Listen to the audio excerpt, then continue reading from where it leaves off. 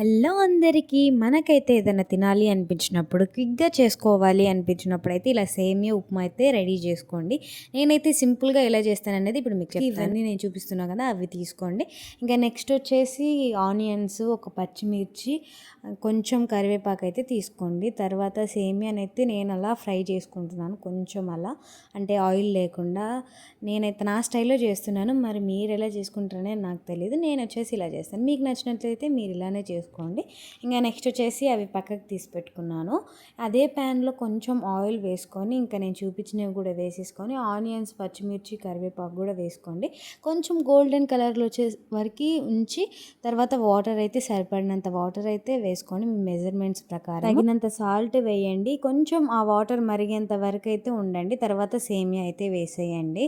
వేసేసి కొంచెం అలా మిక్స్ చేసిన తర్వాత మనకైతే తెలుస్తుంది ఎంత ఉడికితే సరిపోయిద్ది అని. నేను వచ్చేసి అయితే మీడియం ఫ్లేమ్లో పెట్టి ఒక 10 మినిట్స్ అయితే ఉడికించాను. ఒకటి మీకు చెప్పడం మర్చిపోయాను, ఆయిల్ అయితే తగ్గించుకోండి. ఆయిల్ ఎక్కువ వేస్తే సేమియా తయారైనాక కూడా ఆయిల్గా ఉంటుంది, అస్సలు తినలేము. మరి ఈ రెసిపీ మీకు నచ్చింది అయితే వెంటనే వెళ్ళి కామెంట్ చేయండి. మరొక వీడియోతో మీ ముందుకు వచ్చేసాను. నేను మీ శ్రావణి. మరి ఈ వీడియో మీకు నచ్చినట్లయితే లైక్, షేర్, సబ్స్క్రైబ్.